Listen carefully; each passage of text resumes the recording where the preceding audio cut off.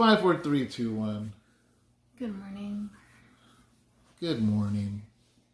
Buenos dias. It is Thursday early evening? Yeah. For us, but not for you.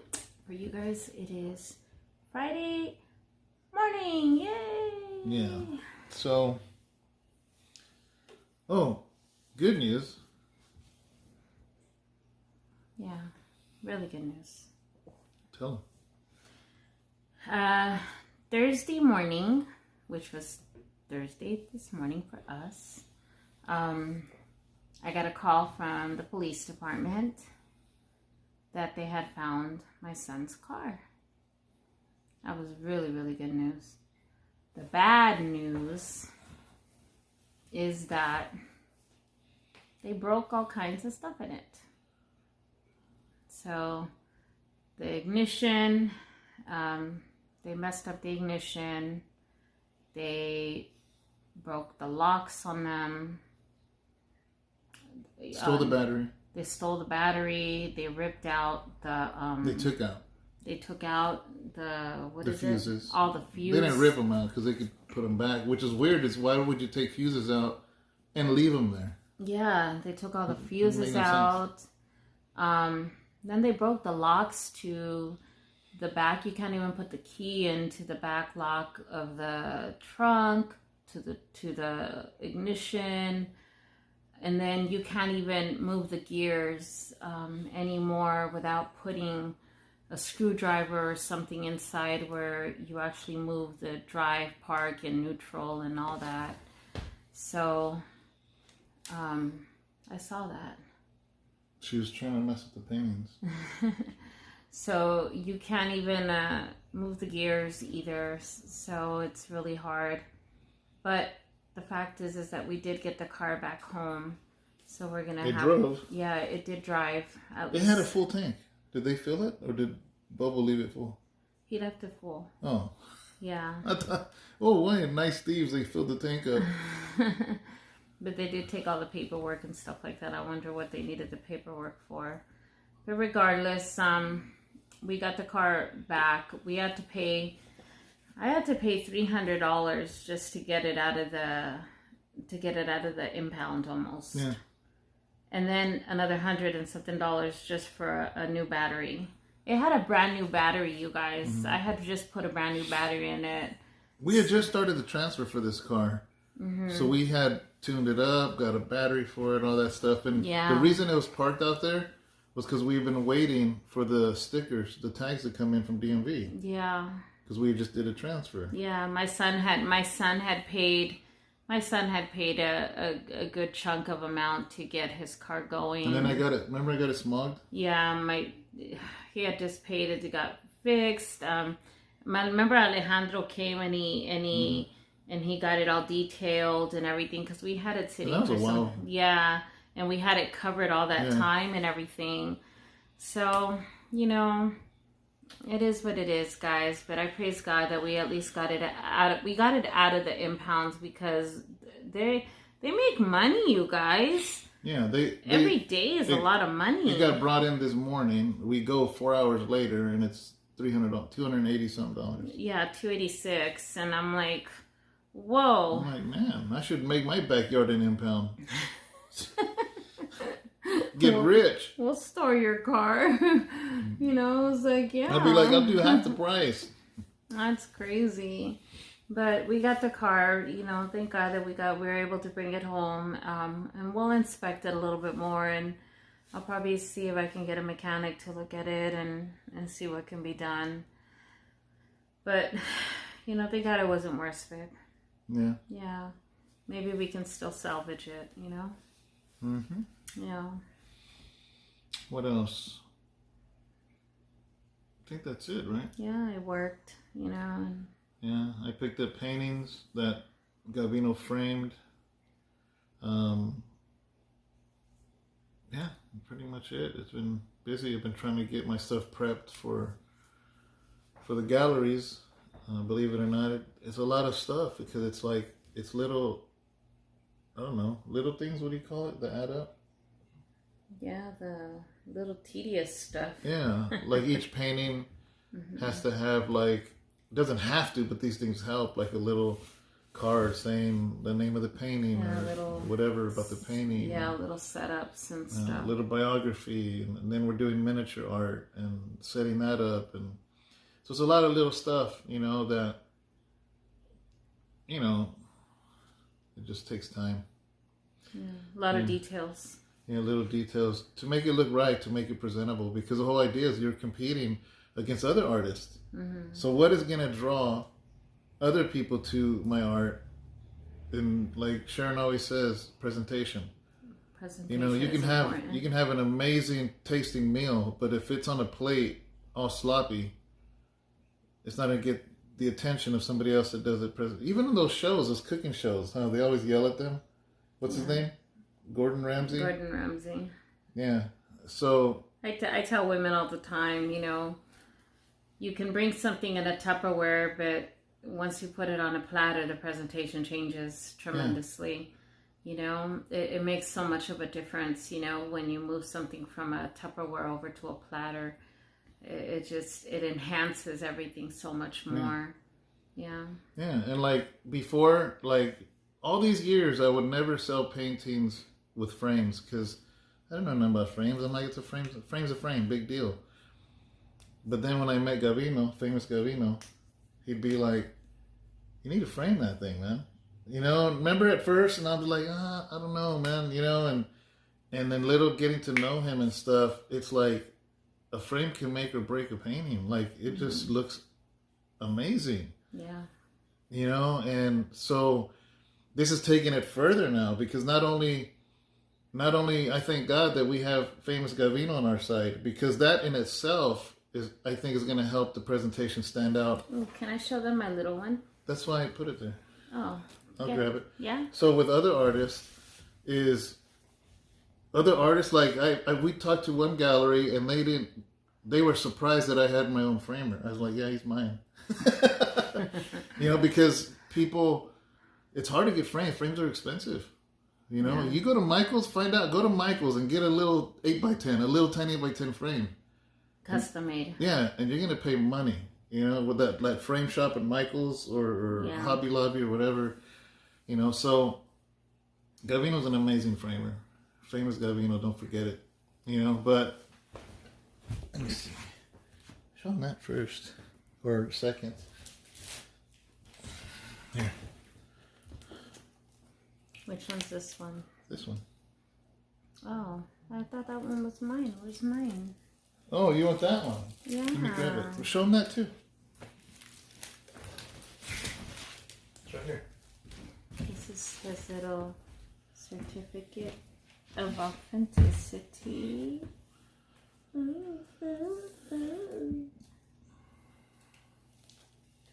This is what I mean with custom frame. Like, this is the only one like this. Yeah, these are canvas. It's so pretty. Look at Jesus. He's just chilling.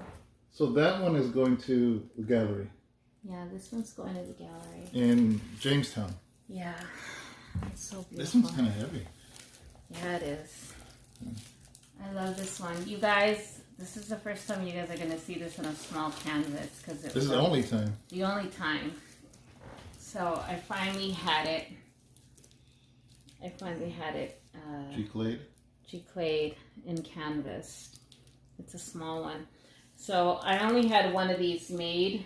This is the only one this size that was made. And I wanted this made for my kids. I don't know which one of my kids is going to get it yet. But I told David that I was going to have a talk with my children. And that it's going to go to one of my children. I could show them the one that's going to the gallery, though. I have to stand back here. Yeah, but this one's going to one of my children. This is one, I don't know. But that one back there, you moved it. Sorry. But that one back there is the one that is going to the gallery. This one's going to Jamestown. Mm-hmm. And that one has, if you hold it closer, that one actually has, it's an old farm style vintage. It has all the, if you see it really good, it has like old, kind of like crackled farm style frame. So it kind of matches along with the painting itself. Like, I didn't know that frames, kind of like cars, every year a car comes out. You know, every year a new model comes out, every year a new phone comes out. Well, apparently in the frame world, there's different frames that come out. And so he has all these frames, all the ones of the year. But then he has vintage ones put away. And he's like, man, I have this one. Didn't really want to sell it. Remember? And he'll bust out like the stuff that you can't find anymore. That's why when we say like this one, like, that's it. There will be never another one like that, you know, because he will make it out of something that is no longer being made. Yeah. So he uses a lot of his old stock on us because he knows that we'll use up his stock, you know, and that's why he's able to. And then he brings this one out because these are just long sticks, and then he makes a frame out of it, and he brings this one out. He goes, "Do you like this one?" And we're like, I like it, man. That's really nice, but it doesn't fit this painting. He goes, good, because I didn't really want to sell this one. And I'm like, why'd you bring it out for? I know. Yeah. I'm like, don't be doing that, because one of these days we're going to say yes, and he's going to regret it. Yeah. So, but he's a good dude, man. If you need anything framed, I mean, anything. It's not just paintings, like posters, portraits, family pictures, whatever. Yeah, like I ended up, I was cleaning out an area at my office, and I came across a map. You know, we do civil engineering at where I work, and I came across an old map, which was 111 years old. Yeah. 119 years old. I think. Yeah. It was 1919. So 101. Yeah, you're right. 101. 101? Okay, so 101 years old. It was so old, guys, and the colors and everything on it. Map of Stockton. Yeah, it was the whole, it was like the map of Stockton. It was a civil engineering type map of Stockton. All hand-drawn, remember? It was like a blueprint of the city. Yeah, completely, and it was just amazing. And I had told my boss, and I said, it was all rolled up like a scroll style, you know, and I told him, and I said, why do you have this back here? He's like, well, it was given to my dad, you know, and his dad passed away, and his dad was a civil engineer for over 50 years, so I said, this should be displayed in your office or something. He's like, oh, well, and I said, I have this amazing framer. Famous Gabino. Yes, and I said, I have this amazing framer. Let me get him over here. Maybe he can display it for you or something. So he got really excited when I told him about it, and he went over there with David. They measured the wall, and he is going to actually put it on this special material, and actually put it up for him and have it displayed in the office for us. But that's what I mean. It's something that's going to be monumental and special, because when we have all these civil engineers that come in, and these engineers, this is going to be, I mean, it got you talking that day, you know, you cool. went I found in our there. house. Yeah. Our house was built in that. Well, it was weird because it was the plans of where the houses were going to be. Because this house was built a year later. That's crazy. Yeah. And I was like... So it was the plots. I think it was just beautiful. And I told him that would be a conversational piece. So when engineers come in, for them to see that there. And he wants to have his dad's picture displayed, you know, right next to it, you know, as the founder and, you know, and everything of the company. So Gavino's going to make that happen. Yeah. So that's why we're saying, guys, if you guys have something special or anything, you know, man, just reach out. Let us know. Yeah. Real quick before we get into the thing, like for instance, the Jesus, where'd the Jesus one go? Oh, it's right here. This one, guys. This one is gonna go to the gallery. You know, I found out we can't do it Friday. No. No, they have a Clean the City Day. Oh. Or I guess they have a fair going on Saturday and Sunday. Mm-hmm. So the whole little town closes up and cleans up and gets ready for the event. Really? Yeah. Wow. That's cool, huh? Yeah. But she said that, she goes, oh, I'm so sorry. She goes, Monday or Tuesday is the only day. So, but what I am going to do is set up, but Gavino's Corner then, tomorrow. Mm-hmm. But this is going to Jamestown on Monday, this one, with that certificate. Mm-hmm. But if somebody is interested, if you see this, let me know. I completely took the store down for any of the paintings. Before, you would be able to go and have a shopping cart and all that. I took that out, guys. I'll tell you why. There is a reason why. Because I can't display certain things because the frames are always going to be different. Yeah. So I just took it down. So all the paintings, you can't order them. It just says if you like this, it shows you pictures and it says to inquire. email. Yeah, you to inquire. Because every one is a custom order. So if somebody is interested in this and you watch this before Monday, before I take it to the gallery, let me know. But it's going to go over there. So anyways. So we're going to be going to the book of Acts, guys. Acts 9. Oh, my nail's breaking. Acts chapter 9, verse, you know what, let's start at 1. That way it puts it into context. Oh. What happened? My nails break. Yeah, they're my real nails. Finally, my real nails, guys. Look at that. I hit it today and it's starting to break. Okay. Right. Acts 9. Yes, we'll start with 1. Yeah, start at 1. This is the part where Paul, his name was Saul, and he was basically wanted to crush Christianity. He was a Pharisee. The Pharisee is a Jewish believer, did not believe in Jesus, did not believe Jesus was the Messiah. Matter of fact, he wanted to eradicate Christianity.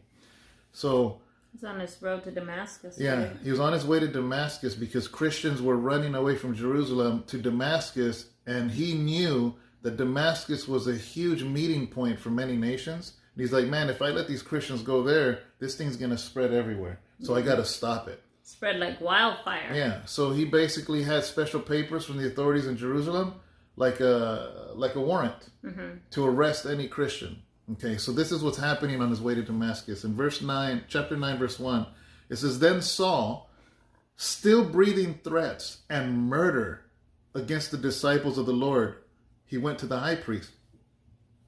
And he asked letters from him to the synagogues of Damascus, so that if he found any who were of the way, whether men or women, he might bring them bound to Jerusalem. As he journeyed, he came near Damascus, and suddenly a light shone around him from heaven. Then he fell to the ground and heard a voice saying to him, Saul, Saul, why are you persecuting me? And he said, Who are you, Lord? Then the Lord said, I am Jesus, whom you are persecuting. It is hard for you to kick against the goads. David reads out of the New King James, and I'll be reading out of the Message. All this time, Saul was breathing down the necks of the master's disciples, out for the kill. He went to the chief priests and got arrest warrants to take them to the meeting places in Damascus, so that if he found anyone there belonging to the way, whether men or women, he could arrest them and bring them to Jerusalem. He set off. When he got to the outskirts of Damascus, he was suddenly dazed by a blinding flash of light. As he fell to the ground, he heard a voice say, Saul, Saul, why are you out to get me? He said, Who are you, Master?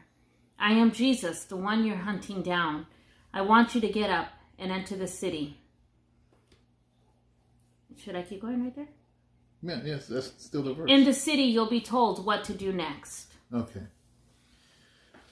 So, the main part I wanted to talk about was something that he says in verse 5, but I do want to mention this, is the fact that they gave him special papers or warrants or arrest warrants or indictments.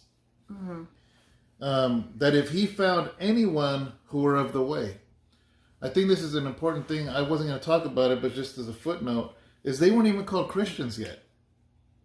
They just knew that Jesus said so much, I am the way, the truth, and the life. I am the way, the truth. He would say that constantly. That they're like, these people are of the way. They didn't have a name for them yet. Yeah. It wasn't until later that they derogatorily called them Christians. And they meant it like a bad thing, like, oh, you're a bunch of little Jesuses.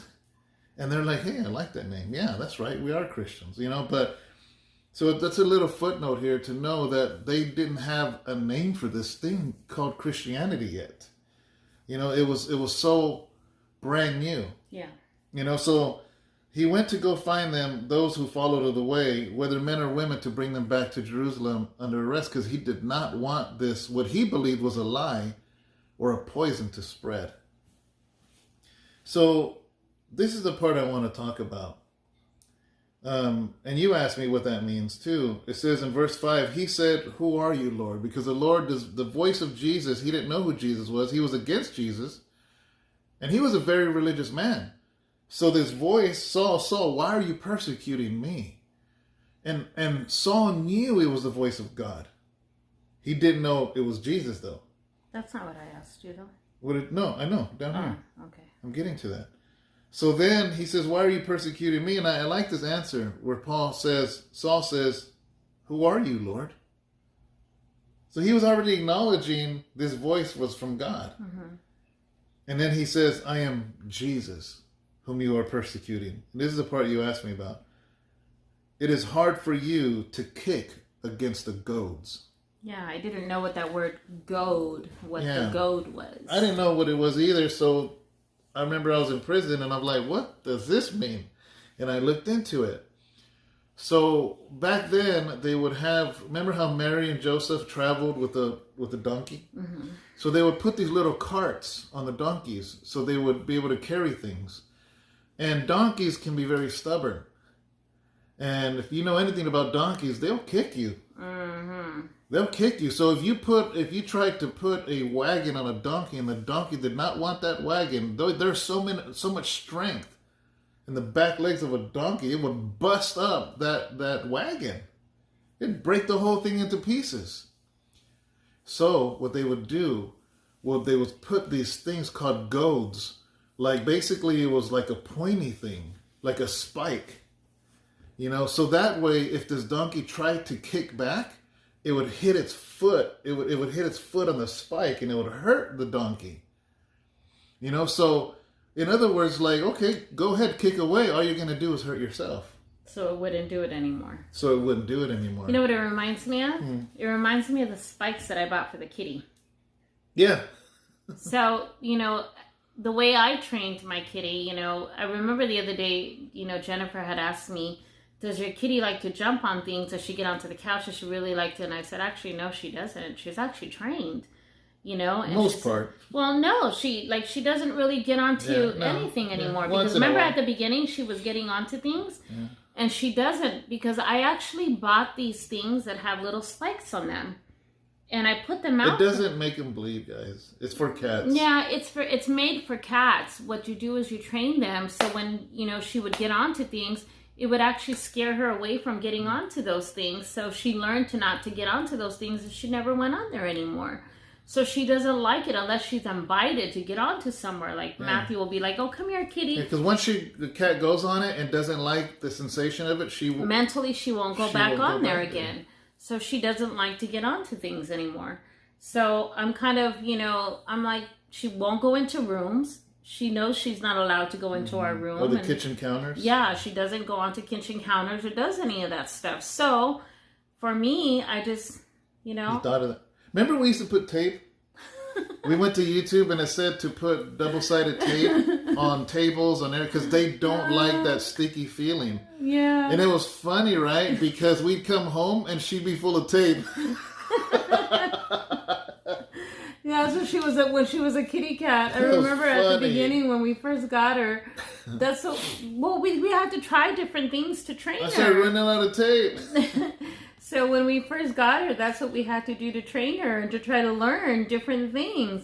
But now she's gotten older, she finally learned, but But that's what it reminded me of, So the donkey is a stubborn animal, and when it's given something to carry, it would try to buck against it and be stubborn and kick back, and it would hit against the goad.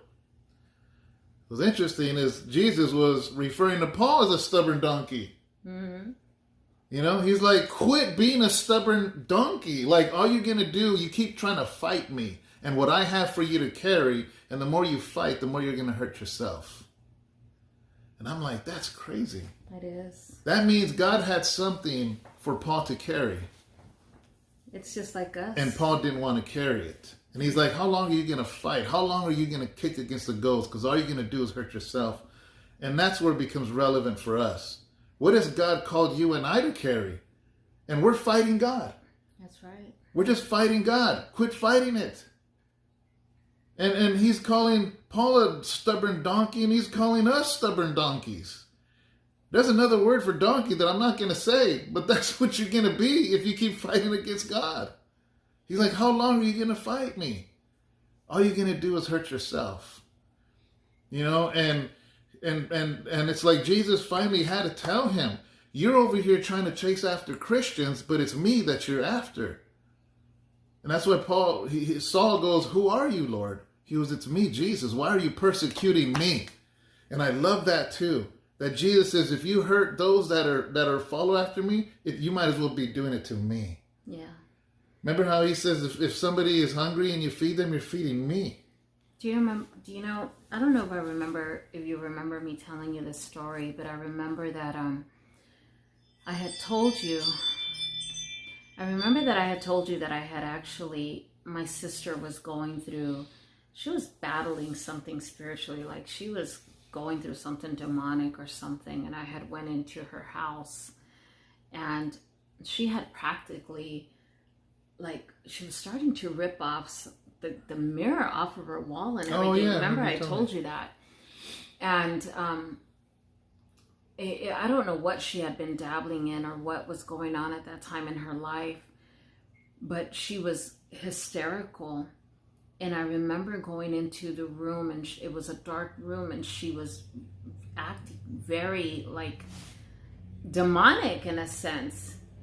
And I remember she was fighting me and trying to scratch me and trying to fight me. And I remember just putting my arms around her, mm-hmm. and she was trying to battle me and fight me, but I grabbed onto her so tight. And, with my strength, I think that's why she's scared too always, when she always says, I'm scared of my sister, because of her strength. But I remember just grabbed her, and I grabbed her so tight, and I wouldn't let her go. And she was trying to fight me, and I wouldn't let her go. And I just held her so tight, and she kept trying to battle me. And I just held on to her, and I would not let her go. And I just held her to where she just kept fighting me until she just broke down and started crying. And I just held her and loved her. And I just started praying with her. And I just started loving her. Until she just couldn't no more. She couldn't battle me no more. She was being a stubborn donkey. Yeah, she was being that stubborn donkey. And all I can do was just love her and let her break down and finally cry on me, mm-hmm. until she just had no more strength, until she just gave up. Until she just broke until she was just tired. And all I did, love conquered. Mm-hmm. Love conquered it all. And sometimes that stubbornness will because even love can conquer that stubbornness, It's just crazy. It's a good example. You made me think of a few other examples. This is a sad truth. There's a very fact that you're watching this or listening to this means that God has a purpose for your life. There's no coincidences in the kingdom of God. Anybody that walks in on a Sunday morning, anybody that happens to go on our Bible study, it is because God has a plan for your life. Amen. So there's nothing you can do. In prison, there's this thing called huilas. Huilas it's micro writing, and they'll write this little thing, and sometimes it'll be a hit list for somebody. It'll just be some stuff that they don't want the officers to see. But anyways, over here where I'm from, if you're brand new to jail, you go in your cell, there's a huila or with these things that basically they shove it under your door. And the moment you open it, you have now obligated yourself. I knew this. I already knew this because I got schooled in the streets. So when I had gotten saved, this last time when I got saved and I woke up and that little thing was under my door because somebody had put it under there. The fact that I would open it would now obligate me to it. And that would mean I would now be connected to this gang. So what did I do? I kicked it back. and then I forgot the next day or something, it was under my door again and I kicked it back again. Finally, in the third day, somebody came up like, hey, homie, is there a problem? You know, and anyways, that's a whole other situation. But I say that to say this. God has kicked a wheeler in your life. And you're watching this, so you are now obligated. I'm sorry to break it to you, but you have a purpose in your life. People will go to heaven or hell because of you. That's a heavy weight to carry, but that's the truth. Maybe you're meant to reach 1,000 people, 1,000,000 people, or your spouse or your child. But whoever it is, God has called you. You are obligated. And there are people that are literally, their eternal, wherever they go for eternity, is on your shoulders now. So why do I say that? Because God has called you for something, and we need to quit fighting God. Jonah tried fighting against God and ended up swallowed by a big fish, and he still ended up going to Nineveh. Mm-hmm. God said, I need you to go to Nineveh and tell them to repent. And he's like, I hate Nineveh, Ninevites. Yeah, I hate the So Ninevites. he went the opposite way, and he gets swallowed by a fish. What did the fish do? Brought him back and spit him out. He ended up right where he didn't want to go in the first place. Yeah. Paul, same thing. Paul's fighting against God, and he's like, listen, are you going to stop already, you stubborn donkey? Are you finally ready to do what I'm telling you to do? And if we go on watching that chapter, were you going to say something? Sometimes the very thing that we're trying to fight against is the very thing we end up doing anyhow. Because when it's the will of God, it's the will of God. Look at this, in that same chapter. So he trembles and he goes blind. And 3 days later, the Lord calls a prophet or disciple named Ananias. So Paul is blind from seeing this bright light. And he's all sad, fasting, not knowing what's going on. And the Lord says, a certain disciple in Damascus, so the very town Paul was going to, named Ananias. And the Lord said to him in a vision, Ananias. And he said, here I am, Lord.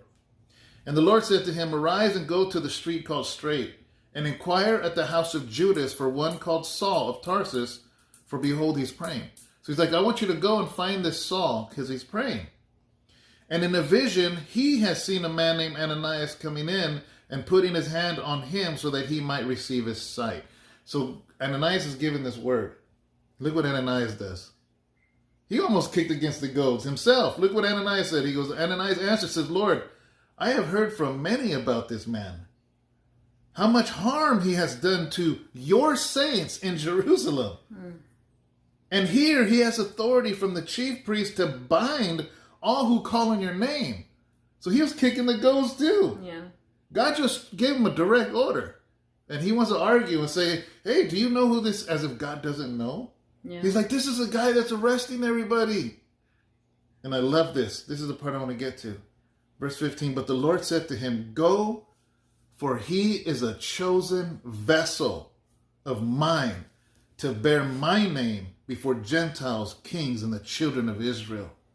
For I will show him many things he must suffer for my name's sake. He's like, I don't care who he is. I don't care who you think he is. I don't care who he thinks he is. He's a chosen vessel for me, and he's going to suffer for me for my name. But I have a chosen destiny for him. Amen. And the Bible says that he's no respecter of men or women. That means he doesn't respect Paul any more than he does you. That means if he chose Paul, he chose you, which by watching this video, you've opened the wheel out and you are now obligated. Dang, you're a gangster. True gangster. If we back up to the Gospel of John, I want to read one more thing, guys. Read it. At the very end, look at this. I'm cold. I know you are. You see me shaking? Yeah. It's cold in here. So Jesus resurrects, and he's having breakfast with the disciples and Peter. Mm-hmm. You know, and he tells Peter this. He says, he tells Peter 3 times, do you love me? Do you love me? Do you love me? And the whole time Peter's like, yeah, I do. And finally in verse 18, Jesus tells him, most assuredly I say to you, he's talking to Peter. He goes, when you were younger, you girded yourself and you walked wherever you wished. He goes, but when you are old, you will stretch out your hands, and another will gird you and carry you where you do not wish. This he spoke, signifying by what death he would glorify God. And when he had spoken this, he said to him, follow me. Look at the powerful, this is what he told Peter. It's like, Peter, before me, you just went any which way you wanted to go. You did what you wanted to do. He goes, but as an old man, you're going to stretch out your hands the way I did on the cross. And you're going to go where you don't want to go. And I love that he still left the choice. He says, Peter, follow me. Peter could have walked away. Yeah. He goes, do you still want to continue to doing what you want to do? Because if you follow me, you're going to end up going where you don't want to go. Mm. And this really resonated with me, you know, because guys, when I preach, when I study, some of the things I say, I don't want to say those things sometimes. I just want to live a happy life and have a little house and this and that. But it's like, we're chosen vessels for God. And we got to do what the Lord is telling us to do. Yeah, sometimes we don't want to do, you know, the things we do, or sometimes we don't want to say. How many times were you not feeling up to doing worship? Many times. Out of surgery, brain surgery, and I was up there a month and a half later. You know, there's been many times that I tell you I'm tired, David. There's times where we've just, you know. But it's like the Lord saying, Sharon, when you were a little girl, you went where you wanted to. But now you're going to go where I want you to go. And then he gives a choice. He says, follow me. And we have that choice, guys. We do. We're not obligated. We don't do it out of obligation because we're not obligated, guys. But once we make that choice, then we're obligated to do it his way. Yeah. Not our way. Because we were just talking about that at Bible study yesterday. Yeah, we were. You know, because I think it's, you know, it's crazy because if we try to do things our way, here's the thing, we have to be so really careful that we don't do things our way. Mm-hmm. Because the moment we begin to do things our way, it's not going to go good. That's for sure.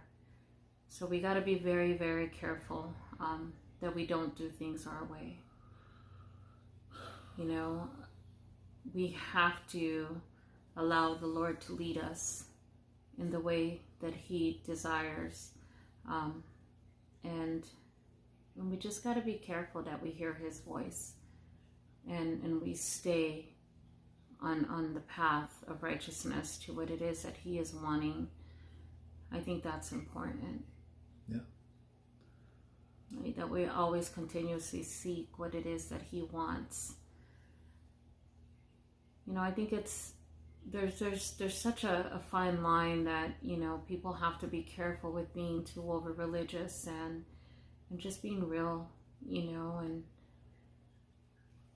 because I think that when we seek the Lord is just so humble and honest with us all the time, and I think sometimes we overthink things too much.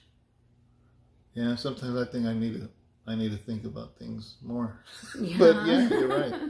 I think we over exaggerate and we overthink things too much, and sometimes he just says, I want you to keep it simple. I'm simple. You know, I'm simple, David. I'm simple, Sharon. Mm-hmm. Don't overcomplicate things and don't overthink things. Yeah. He just wants to keep things simple in our lives, and I think we ourselves overcomplicate things, and we overthink things a little bit too much. And I'm learning to receive a lot of this myself, because I have been such a doer. Yeah. I've always been the person to be so busy in the things of the Lord a lot, because that's been my life a lot. So I've learned to allow him to just take the wheel and to just lead, that I'm finally, I don't know, I have found a lot of peace lately in just letting him lead in so many ways. And I think it's been such a nice ride lately. But I think that I finally needed to let him lead by removing a lot of obstacles in my life, removing a lot of, I think even shaking the tree. I remember you had said that at a certain point, that sometimes we need to allow God to come in and shake the tree. And prune and remove certain people out of our lives, and see, people will be like, oh, well, you're a woman of God and you shouldn't do. But sometimes we need to allow ourselves to be able to do that from time to time, We need to oil our door. Well, remember one of the brothers said leave it, because then if somebody breaks in at night, you can hear it. Oh. That's why I don't oil it. Oh, really? I don't know if it was Adam or somebody was like, man, don't oil that door. Oh. That's security. Oh, that's a good idea. So, very good idea. Even though don't oil it, Abraham. Even though right now it sounded like a vampire walked in. That's like the old school. Say hi, Abraham. Why are you walking backwards? That was weird. That's like the old school Dracula coming out of the coffin. I know. That was really loud. It got colder now, so now you can hear more. I have WD-40, but ever since that brother, I can't remember who was it, guys? I'm like, he's right. Yeah. He's right, I'll hear that. That way I'll turn into the ninja. I know. So, but anyhow, guys, like I was saying, I think it's been a peaceful moment in my life since the pruning has happened. I've been able to, to think more clear, and just be able to do different things in my life lately. Guys, if those of you that have been for us a long time, quit fighting it, man. Honestly, you have been with us, because this was our prayer from the beginning. Is we don't want 1 million viewers. God, send us leaders. Yeah. Send us leaders so we can disciple them through these devotionals, through relationship, through conversation. Send us leaders, because I got tired of people saying, I wish there was a house of rest in my city. I used to hear that over and over and over, remember? Yeah. So when we started this, we did it with a purpose. And maybe, some of you are like, okay, I get it, I know, but how do I do it? I don't know. I don't know your situation. All I know is that anything I've done in my life, okay, I don't find the roads. I get like people that are going through the jungle. They get a machete and they start hacking their way through. I've done that my whole life. Music industry. I didn't follow anybody's path. I made my own path. When I got out and I said, man, I got to start a church, and the Lord's telling me to start a church. You know how many people tried discouraging me? They're like, well, first you gotta save X amount of money first. You got to start a small group first. Do you have a mission statement? No.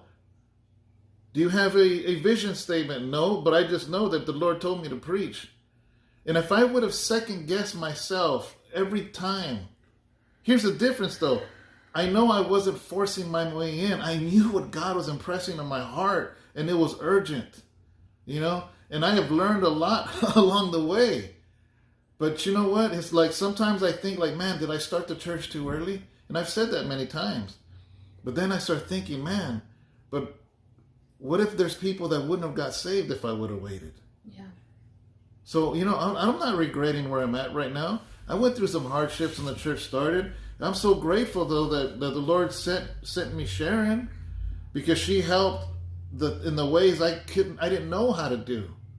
You know, but and we make a great team right now, you know, and it's like we're going forward, and there's a lot of things that she helps me with, and I hope I help her and stuff, you know. I hope it goes both ways, you know. But nevertheless, what I'm saying is that I'm not sitting here second guessing myself. I'm just like, Lord, if you're telling me to go through that and all I see is a jungle, then I guess you're expecting me to make a way.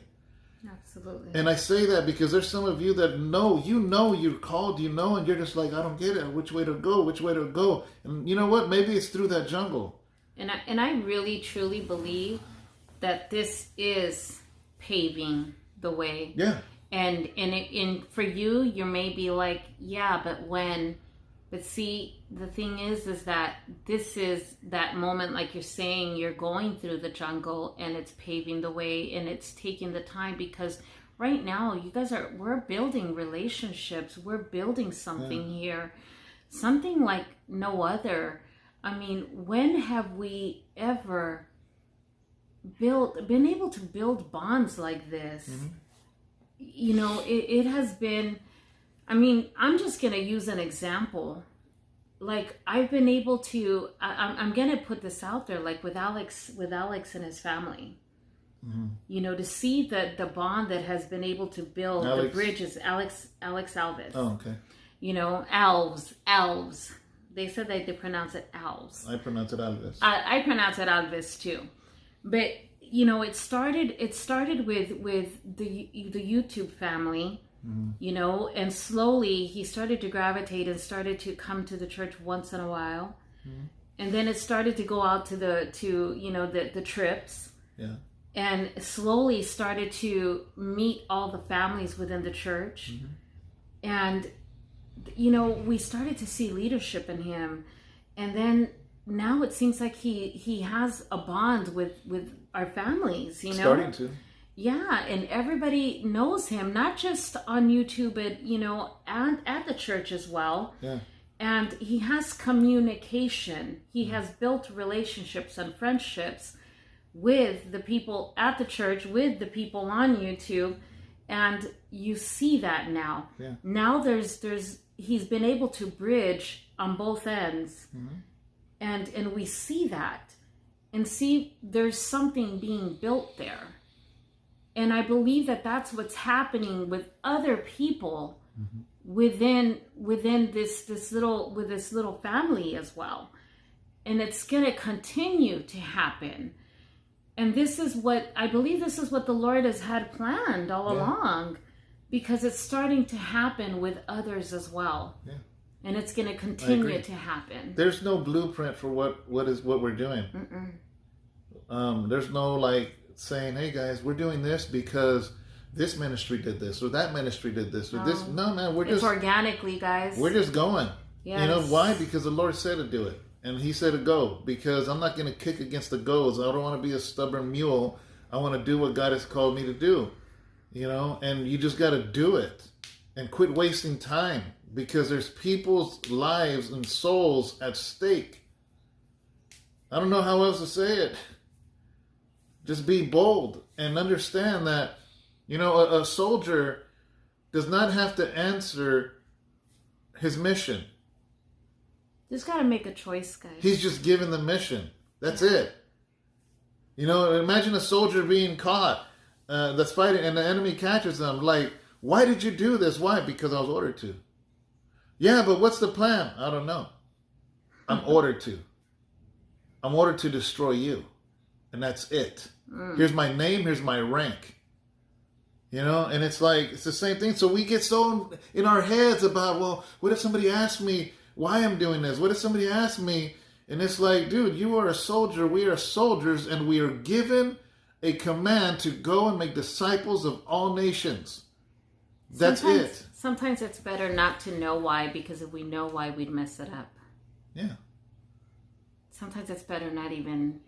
It's good not to know the answer as to why, because if we knew why, then we'd mess up the reasoning why. Everybody wants a rational answer, and sometimes the things of God are beyond rationality. Yeah. Well, that doesn't make sense. Why would you open a church in Modesto? Why didn't you go to a bigger city? I got told that one before, because that's what God told me. That's why. Well, yeah, but if you opened it over here, there's more people, more population, more. That doesn't matter, dude. The Lord told me. That's why. You're not even from Modesto. The Lord told me I'm a soldier. I'm going to do what he told me to do because I'm not going to be a stubborn donkey and say, but God, I want a church here, or I want this, or I want that.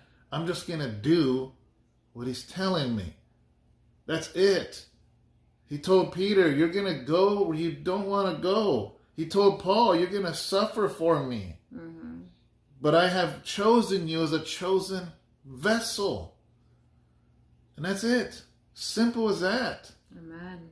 You know? So don't be a donkey. Don't be a donkey! Was that how I said it? On Shrek? Donkey! Donkey! Don't be a donkey. Don't be a donkey. So, all right, guys. God bless you. This is a long video. Yes, I'm cold, guys. I want to go put some warm socks and some PJs and my stomach's cold because it's empty. I'm going to make you some warm soup right now. So, all right, guys. God bless you. And we will see you on Sunday. Make sure you subscribe. Hit the like button. Share this. Leave a comment. And that's it. That's it, guys. That's all, folks. Bye. Bye, guys. Love you.